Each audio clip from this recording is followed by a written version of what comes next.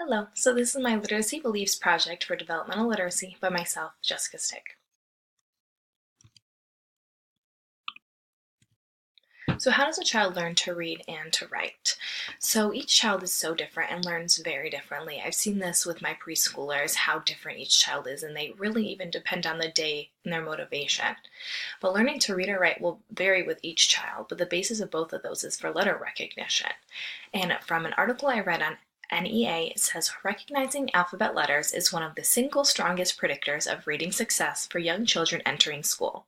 Alphabet recognition lays a critical foundation for learning to read and to write. So the students will start to read and to write rather in very different ways, but they will definitely start very early. They learn from observation. They're learning from us as teachers, their parents, and from the world around them on signs and on menus, things like that. Another quote that I have, it says, learning to read and to write. Classrooms that provide children with regular opportunities to express themselves on paper without feeling too constrained for correct spelling and proper handwriting also help children understand that writing has a real purpose. So the students will go through many different phases to learn how to write, and we will go over those in the next slide. But the letter recognition is a very important one, and what comes along with letter recognition is the letter sounds and how they come together to make combination sounds, and eventually that'll go to whole words. So the next slide is what phases does he or she go through, and according to an article written by Byington, it says emergent writing is a young children's first attempt at the writing process. So the emergent writing is mostly about drawings or symbols. The students and the children are connecting what they see in their minds and what they're thinking and putting that down on paper. Now, with them being so young and with their fine motor skills not as great as ours, there will be different pictures and different levels of pictures, also depending on the students and how often they are drawing. This will next go to scribbling, and then to letter-like symbols or random letters that they look a lot like letters but don't represent letters as we know them. And then they'll go to name writing. Name writing is a really big thing because the students are learning their letters and how to write them correctly, but their name is so important to them, they're able to write it to identify their papers or their projects from others. They'll also go to the transitional writing, which is more of like what they've observed from signs or what you're writing or what I'm writing down. They would mimic what we're doing. And then they go to modeling, which is the mimicking, very close to the transitional. So on the following slide, I have Stages of Emergent Writing by Byington. So like I said, a lot of students will start with the drawing, where that is just bringing their thoughts to paper. And then they'll start to scribble. And the scribbles might even look like certain symbols that we've recognized. And then they'll go to the letter-like forms, or the mock letters, which look like letters, but they aren't exactly the letters that we would be looking for. And then the students will start to write with the transitional writing, where sometimes the letters are backwards, but they look much more like normal letters. And then they're going to go to the invented spelling. This is my personal favorite. I love invented spelling. I think it is adorable. And that's when the students are sounding out their words. So the words are not correctly spelled, but they are doing their best. And we are able to read the words because we can see what sounds they're trying to make. From my experience, the invented spelling leaves out generally vowels or adds an extra letter or takes out an extra letter when there's a duplicate. And then it goes to the phrase writing, where they're making whole words or even starting to get sentences. And then it goes to the conventional spelling. So the next slide is what research tells me this. So throughout our text and the research for this project, I have learned that as our society has grown into a more technological and higher intelligence rates in comparison to past years. Because of this, many different resources, groups, and associations have made it their mission to help children learn to read and write to be successful in the classroom and the real world. I have noticed a lot more of an emphasis, I think maybe just because I'm in school now with teaching than prior, but I see so many different methods of teaching and different encouragements to help our students read and write early and more successful. So a quote I read from Learning to Read and Write, it says, "It is for this reason that the International Reading Association, or the IRA, and the National Association for the Education of Young Children, the NAEYC, joined together to formulate a position statement regarding early literacy development. The statement consists of a set of principles and recommendations for teaching practices and public policy. My next slide is, what will my literacy classroom look like? I have dreamed of my classroom many times as one of the big reasons that I want to be a teacher is just for the classroom. But I would love an unlimited budget to be able to do whatever I want with my classroom. So that's what I did with this slide. So I would definitely like to have a changing environment with different books and different themes. I would love to be able to adjust the room and to reconstruct what we are reading. For example, Where the Wild Things Are, one of my favorite childhood books. I would love to be able to decorate the classroom and to have the wild things on the wall and our sight words maybe in a different font that is still easy to read but might be a little bit more silly, or maybe even the sight words are on one of the characters or on the trees in Max's room. In a quote from Literacy Rich Environment, it says, teachers and students reconstruct the classroom to represent a book or a theme that the class has studied with written material so that students can live in the lesson. I think that will really help our students stay engaged. I have another quote from Tyson. It says, when students are provided with well-designed classroom libraries, they interact more with books, spend more time reading, exhibit more positive attitudes towards reading, and exhibit higher levels of reading achievement. So I'd love to have a large classroom library with a variation of books, different themes, different subjects, even different skill levels, just because I know that some students will read for pleasure and that might be easier to read on a slightly lower level, and then the more challenging books can be used to challenge themselves to be more successful. I personally like to read to relax, and I would hope that my students would be able to do that. So I'd love to incorporate a reading nook or a reading area that has comfy chairs or maybe even pillows, somewhere where the kids can relax and really get into their books without too many distractions.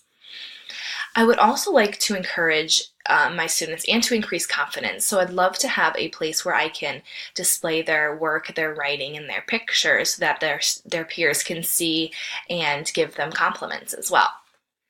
I would also like to have a word wall. Like I mentioned above, it could be something that works with the theme, but I would love to have a word wall all the time so that the students have a reference to words that they've been working on or words that they still struggle with, just so that they can have something to help them. I would also label the objects in the areas in my classroom. That way my kids can connect words to everyday life. Depending on the classroom, of course, I would love to label the sink or the toilet or the bathroom, but also the math area, the science area, the reading nook, even where pencils are, markers, paper. And that way my students even can become more independent by looking for where it says markers. They can find the markers they need without having to ask. They can just do it on their own. I would also really like to have a writing station for my students, maybe tables or desks with a few chairs where they can work with their friends. And there'd be different writing utensils and different writing areas where they could use paper, like ruled lined paper or construction paper or just colored paper, and then different colored markers, pens, different objects for them to get used to writing with. My next slide is, what will my literacy classroom sound like? So hopefully it will sound like different things at different times. For reading, I really like silent reading. That way my students can engage in their book and concentrate and to actually retain the information that they are reading. But I do understand that sometimes it is a challenge to read, especially with words that they struggle. So I think that there probably would be some whispers and some talking sometimes. But I would also want for myself to be able to migrate through the kids and have them read to me, whether in a whisper voice or a louder voice where I can hear them easier, just so that I can make sure that they are getting what they need and understanding the book, and even just a bonding time for me and my students.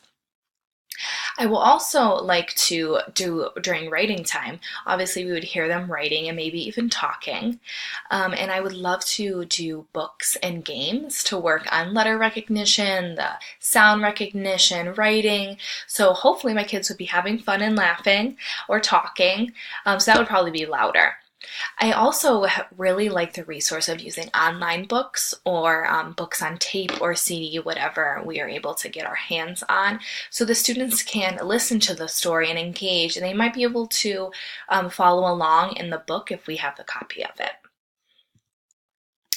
My next slide is, how will I structure my day to optimize the learning? I was reading a great article entitled Teaching Elementary School Students to be Effective Writers, and that really gave me a lot of pointers on how to be and how to structure my day to be effective. It says the panel recommends a minimum of 1 hour a day devoted to writing for students beginning in first grade. The hour should include at least 30 minutes dedicated to teaching a variety of writing strategies, techniques, and skills appropriate to students' levels, as detailed in recommendations 2, 3, and 4 of this guide. The remaining 30 minutes should be spent on writing practice, where students apply the skills they learn from writing skills instruction. I think that's very important. I personally, now I'm in preschool, and I don't think that I spend enough time on writing. My kids really are still young, but I really work on writing their names, and some of the kids do struggle, so I think I should put more time in my day to help those students. I have another quote that says, when teachers integrate writing tasks with other content area lessons, students may think more critically about the content area material. So I would be writing in different content areas. For science, like I wrote, I could assign my students to write out their predictions or what they already know about a certain subject or theme. I could also create social studies. And in social studies, there's a lot of different opportunities. In the article where I got that quote, it mentioned something about writing diaries for people that they're learning about during social studies. And there's other ways that they could write about their feelings about certain events or opinions on what they're learning. So my next slide is, what is my belief on involving families in the literacy process? I think that this is a great time to involve the parents. I would encourage my students to have a great relationship with books and with reading, and I think that bringing their parents into it would really help with that. I wrote, reading books to their children and having the children read books to the parents will create a positive view and relationships with reading and books. For my students now, I know that bedtime is a really good story time with their parents, and I know that they look forward to it. They pick out books, and it's a great time just for the bonding experience. And parents also know so much more about the challenges their students face at home and their interests, and knowing that information for myself will help me keep my children engaged with reading books that they're more interested in, and then I can also help them with different skills that they are struggling with at home. And I do know that parents are really busy. They don't always have the time in their day to sit down with their kids and play with them or to talk with them or really even help with homework. So I think encouraging reading with books will help encourage a bonding time and to help with their students. So how will I do that? I think that the easiest way to build a healthy reading and writing relationship with the family is by giving interactive homework. I would ask my students to read a set number of books to their parents a week or the month, maybe 5, maybe 10. And I would also ask for the parents to read to their students, probably a little bit less than what I would have the students read to their parents. A quote from NAE says, by hearing many stories read to them and by discussing those stories, children learn that a story has a beginning, a middle, and an end. It has characters, setting, and a plot. So then I would ask my parents to even talk about the books with them.